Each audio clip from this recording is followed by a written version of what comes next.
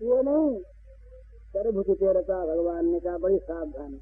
और भक्तों के लिए तो कहा ही अद्वेष्टा सर्वभूतानां मैत्र करुणैवच। इस प्रकार से नित्य निरंतर दुखियों के प्रति सहानुभूति रखे, जहाँ जहाँ दुख देखे वहाँ वहाँ पर अपने को होम दे, अपने सुख का बलिदान करके अपने सुख को देकर दुखियों के दुख को मिटा दे। ये भक्त का काम, ये साधक का काम। दुखी की उपेक्षा कर जाना अथवा दुखी के दुख में हर्ष मानना या दुखी के दुख को उसके प्रारब्ध की चीज कह के टाल देना, ये सब पता लगे जो अपने पर वो प्रारब्ध आवेता, तब ये अपने लिए तो बात ठीक है, तो दूसरों के लिए बात नहीं। वहाँ तो सहानुभूति की बड़ी आवश्यकता है, दुखियों के प्रति सहानुभूति की बड़ी आवश्यकता है। ये तो मैंने देखा ही नहीं बहुत सी। तो ये एक काम की बात है, याद रखनी चाहिए हरेक को, व्यवहार में भी बर्ताव में भी अपने को ले जाए दुखी के दुख को देख करके वहाँ पर हम इस अवस्था में होते, हमसे ये बर्ताव होता तो हम कैसा समझते, इस रूप में ले जाए। और एक बात यह है, अपने से ऊंचों को न देखो, नीचों को देखो। हम 100 रुपया कमाते हैं तो लाख वालों को मत देखो, 10 वालों को देखो। 10 कमाने वाले भी परिवार वाले लोग हैं, वे 10 में पेट भरते हैं, हम 100 में नहीं भर सकते। उसी तरह ये 10 वालों को देख कर 100 में कुछ बचाओ और 10 वालों को देखो। ये बहुत बड़ी शान शौकीनी, बहुत बड़ा बेहद खर्च, खान पान की बहुत बड़ी बेहुदगी, ये पाप है। जिस देश में लाखों करोड़ों आदमी एक वक्त खाते हों, जहाँ अकाल में लोग मर जाते हों, जहाँ अपनी शरीकी माताओं बहनों के लिए पहनने को वस्त्र न हो, उस मुल्क में, उस देश में बढ़िया बढ़िया कपड़े पहनना, उस देश में कपड़ों की पेटियां भरी रखना, उस देश में खान पान में बेहद खर्च करना, ये मैं समझता हूँ पाप। हक नहीं है उसका। हजारों भाई जहाँ हमारे पड़ोस में भूख मर रहे हों, हमें अधिकार क्या खाने का। मनु महाराज कहते हैं अन्न भरा हुआ हो किसी के कोठे में, अकाल पड़ा हुआ हो और वो न देता हो तो उसका मैं उसकी दुकान लूट लो, धर्म है, पाप नहीं, दे नहीं रहा। तो ये सब का ये इस प्रकार का भाव होना चाहिए कि हम अपने को उन दुखियों के साथ उनके संकट से बैठाने वाला बनावें और अपना सुख उन दुखियों को बांट दें। ये धर्म है भला। भगवान का नाम बड़ा अच्छा। आज दोपहर को मैं तारीफ कर रहा था, पर यदि कोई भगवान के नाम को लेकर ये कहे कि आज दिन में हमने पाप किया, रात को माला जप लेंगे, आज दिन में हम चोरी करके ले आए, रात को नाम जप के पाप उतार लेंगे, इस प्रकार कहीं भगवान के नाम को पाप के करने में सहायक बनावे तो नाम देवता क्या कहेंगे। फिर नाम पाप नाशक है निश्चित, पर नाम पाप प्रवर्तक तो नहीं है। नाम पाप का नाश करता है, पर नाम पाप में प्रवृत्त भी करता है क्या, तो ये समझने की चीज है। इसलिए ये बहुत काम के बाद हम लोगों को सबको चाहिए कि अपने जीवन में सादगी लाएं, अपने जीवन में कम से कम आवश्यकता रखें और जो कुछ हमारे पास बचे वो भगवान की पूजा के भाव से जहाँ जहाँ अभाव है वहाँ वहाँ दे दें। हमें क्या अधिकार है 20 रुपए की साड़ी धोती पहनने का, जब हमारा एक दूसरा भाई एक बहन एक साड़ी के लिए तड़प रही। ये मैंने देखा है महाराज। मैं स्वयं गांव में गया था, कई बार जाने का काम पड़ा हमारे गोरखपुर जिले में, कई जगह ये दशा मुझे मिली। वो बहन नंगी घर में बैठी है, किवाड़ कैसे खोले, ऊपर से साड़ी फेंकी गई, वो साड़ी पहन करके उसने किवाड़ खोले। ये दशा हमने आंखों देखी, एक दो जगह में आंखों देखी है। बड़े अच्छे अच्छे कहलाने वाले लोग 3-3, 4-4 दिन के भूखे पड़े रहते हैं, उन्हें नहीं मिलता। सरकार के अच्छा रिपोर्ट लिख देते हैं, बड़ा अच्छा सब ठीक इंतजाम है, कोई नहीं मर रहा।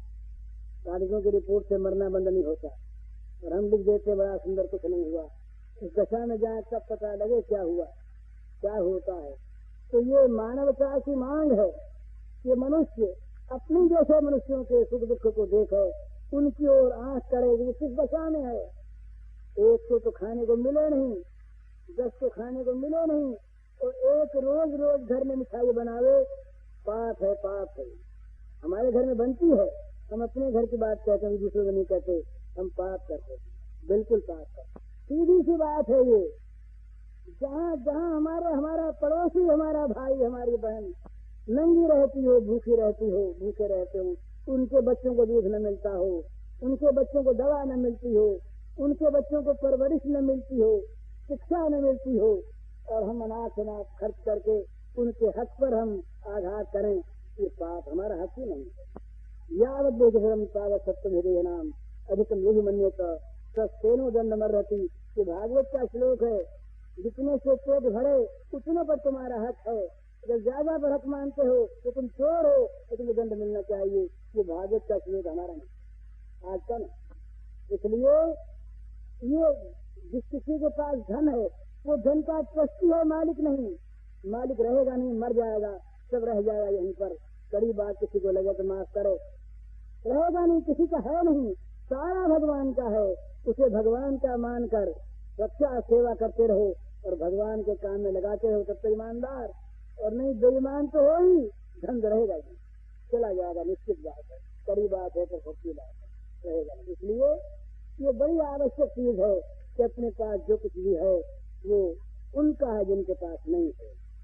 उन भगवान के रूपों का जहाँ वो नहीं है, अपने को कम से कम में रखो, और फिर जो कुछ अपने पास बच रहे तो जिनके पास नहीं है उनको दे।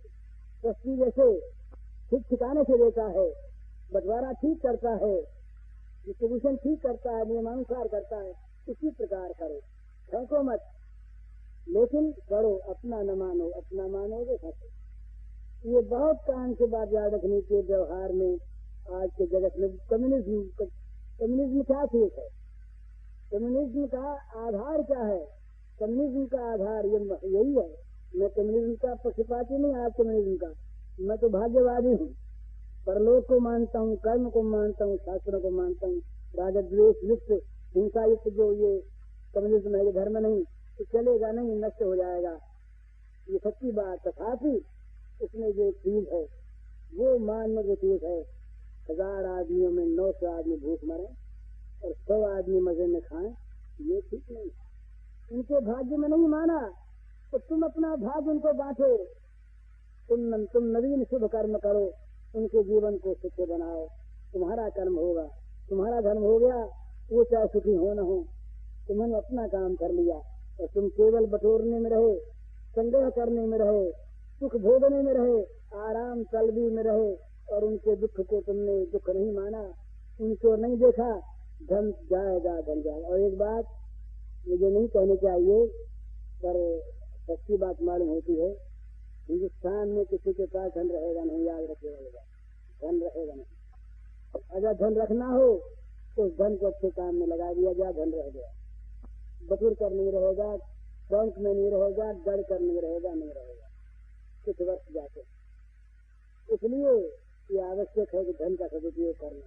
धन जिनका धन है भगवान का, उन भगवान को सौंप दें। वस्तु गोविंद नाथ, इसका अर्थ नहीं कि हम कली लुटा दें, व्यवस्था अपना मानना छोड़ दें, इस पर से ममत्व हटा दें, भगवान का की मालिकी कर दें, सेवक बन जाए, मैनेजर बन जाए, ट्रस्टी बन जाए, व्यवस्थापक बन जाए, मुनीम बन जाए, और बन करके मालिक की आज्ञा अनुसार मालिक की राजी के लिए इसका सदुपयोग करें। ये आवश्यक चीज है, ये बहुत आवश्यक आज के युग में, व्यवहारिक रूप में भी और परमार्थ में तो आवश्यक है। परमार्थ में जहाँ तक ममता है वहाँ तक मामला सारा गोल ही गोल में है। ममता रही तो फंसे, ममता गई तो निकले। ममे एक बंधनम लोके, इस लोक में बंधन क्या है? मेरा, ये ममता, मम, ये 2 शब्द बंधन के हैं, इनको नहीं छोड़ोगे तो फंसोगे। तो ममता सब भगवान में करो और जगत में समता करो। ये जितनी बातें मैंने आज कही हैं ये बहुत आवश्यक, व्यवहार में अच्छी आवश्यक चीज है। इनका व्यवहार लोक परलोक दोनों के लिए आवश्यक है। व्यवहार में जितना भी अधिक जिसको आवश्यकता होगी उतना अधिक दुखी होगा, उतना अधिक पाप करेगा। जिसकी आवश्यकता की पूर्ति नहीं होती वो दान कहाँ से करेगा, वो धर्म कहाँ से करेगा, अपनी आवश्यकता कम से कम करे, मोटा खाए मोटा पहने, जीते ना आदमी।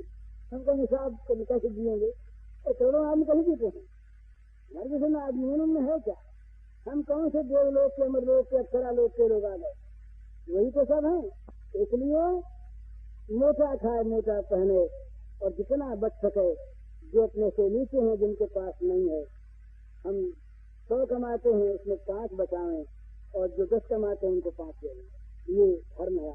और वो भी एहसान करके नहीं। एक बात और याद रखने की वो ये है कि किसी को देकर एहसान मत करो, उसे गिराओ मत, उसके मॉरल को मत गिराओ। भगवान ने सुदामा को दिया नहीं उसके सामने, इसलिए कि कहीं इसके मन में ये ना आ जाए कि मैं लेने वाला बन गया। ये बराबरी से गिरने जा सुदामा चित्र सुनाऊंगा फिर कभी आपको, बड़ा सुंदर। इसलिए नहीं दिया कि ये कहीं मांगने वाला लेने वाला मेरे सामने बन गया तो मेरी संकटता में नहीं बैठ सकेगा, इसका सिर नीचा हो जाएगा। मित्र को हाथ में गले में डाले, दरिद्र को गौरव है, नहीं मारा है, बराबरी कहूँ। तो किसी को दे करके गिनाओ मत, एहसान मत करो, चुपके से दो, और लेने वाले का उपकार मानो। नई बात मालूम होगी पर है ऐसी बात, दे करके एहसान मत करो। ये हम किसी को दे करके जब कहते हैं बोले भूल गए क्या, उस समय हमने किया था, वो आदमी मर जाता, देख लिया तो उसके मन में क्रोध होता है, ये कहता मैंने क्यों लिया इससे मैंने बड़ा बुरा किया। देने वाले को लग जाए, ये राम का स्वभाव है। राम जी हमेशा संकोच में रहे, देने वाला संकोच में रहे, लेने वाला नहीं।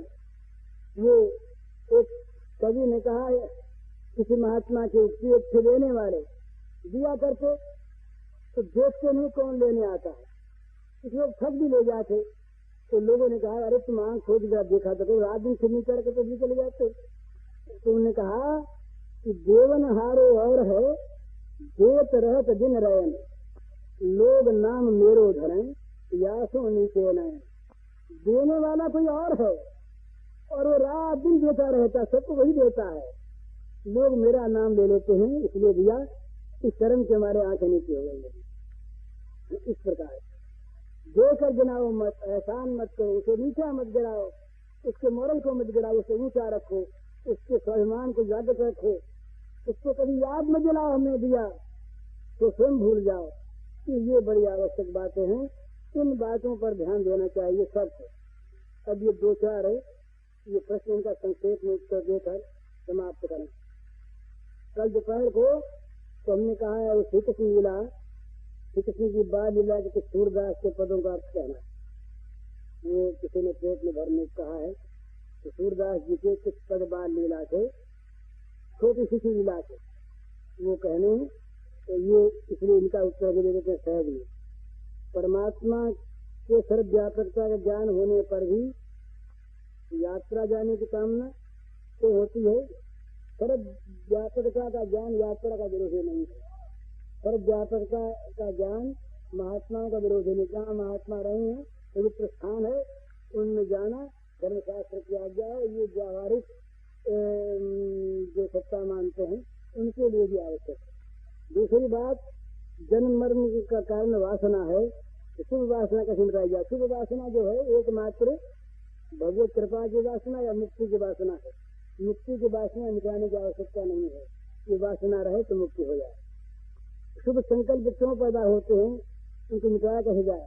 शुभ संकल्पों को मिटाने की आवश्यकता नहीं है, शुभ संकल्पों का परिणाम ही है संकल्पों का मिट जाना।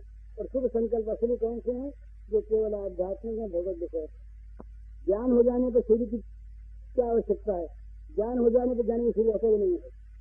वो तो सूर्य का दृष्टा होता है, वो भोगता होता है, सूर्य से मुक्त हो गया, सूर्य है ही नहीं, तो ये प्रश्न ठीक नहीं है। भगवान कृष्ण का त्यागी रूप कौन सा, भगवान कृष्ण का भोगी रूप है ही नहीं। भगवान कृष्ण का भोगी रूप है ही नहीं। भोगी रूप मानने वाले उनकी आंखें खराब है, उनका मन खराब है।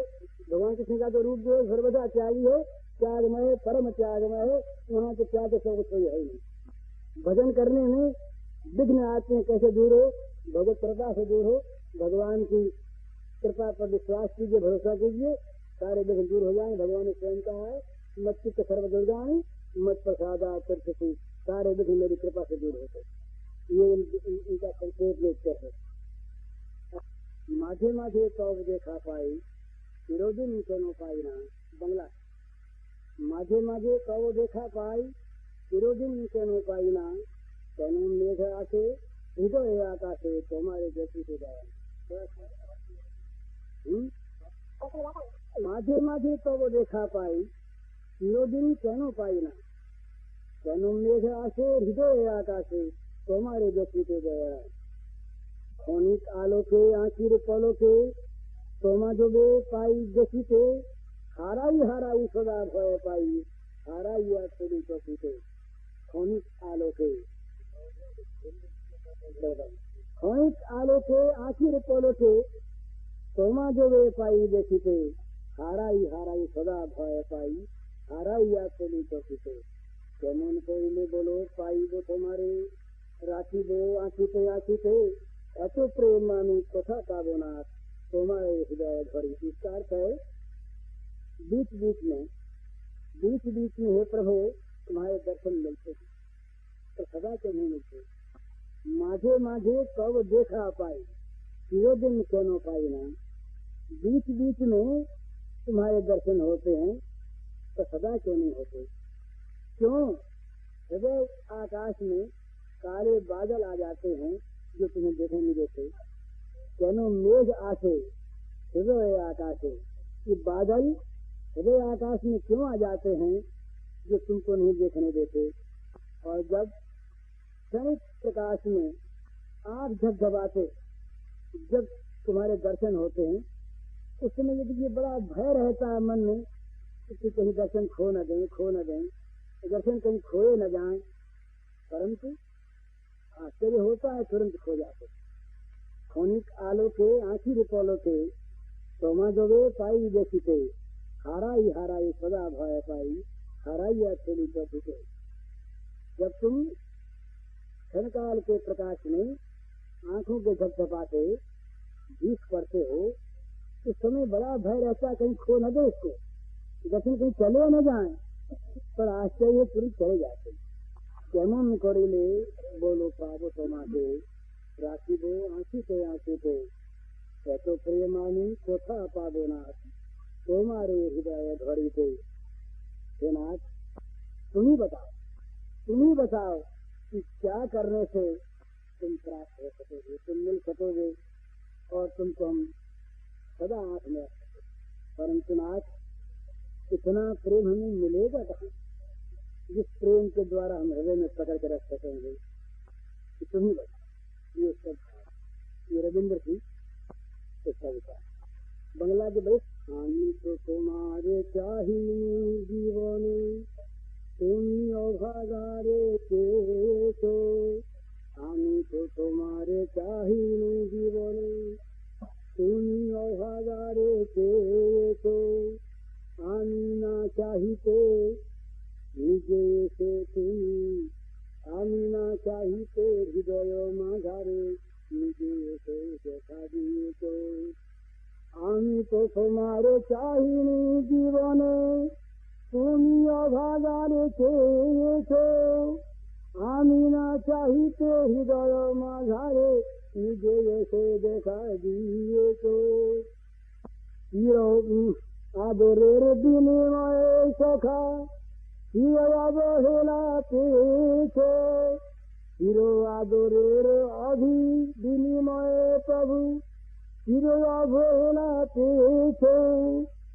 আমি দূরে চলে গেছি দুহাত প্রসারী নিজে তুমি টেনে নিয়েছ। আমি দূরে চলে গেছি দুহাত প্রসারী নিজে তুমি টেনে নিয়েছ। ও পথে যেও না ফিরে এসো বলে কানে কানে কত কয়েছে। ও পথে যেও না ফিরে এসো বলে কানে কানে কত কয়েছে। আমি তবু চলে গেছি ফিরায় আনিতে পিছে পিছু পিছু ছুটে তুমি গিয়েছ।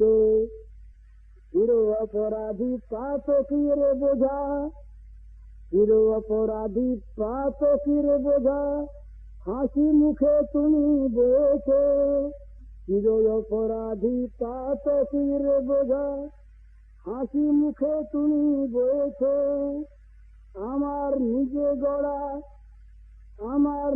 গড়া অপরাধ মাঝে কলে করে তুমি তুলে নিয়েছো আমি তো তোমায় चाहिए जीवने। क्या चाहिए है कि प्रभु मैंने तो तुमको जीवन में कभी नहीं चाहा पर तुमने इस अभागे को हमेशा चाहा। आमी तो तुम्हारे चाहिए नहीं जीवने तुम ही अभागाए थे। मैंने तो अपने जीवन में तुमको कभी नहीं चाहा पर तुमने इस अभागे को सदा चाहा। मेरे न चाहने पर भी तुम मेरे हृदय में आए और बार बार आके तुमने मुझे अपने दर्शन तुमने हमेशा मुझसे प्यार किया और मैंने हमेशा उसका निरादर किया। मैं दूर भाग गया तुम दौड़कर मुझको अपने हाथों से टांग के ले आए। न मालूम कितनी बार तुमने चुपके से मेरे कानों में आके कहा इस मार्ग पर मत जाना, भला उधर मत जाना, लौट जाओ। औपथ जो ना फिरे से इस मार्ग पर मत जाओ, लौट जाओ। तुमने न मालूम कितनी बार कान में कहा, मैंने नहीं सुना। चला गया दूर, तुम मुझे लाने के लिए पीछे पीछे दौड़े और मुझे ले आए। मेरे पापों का बोझा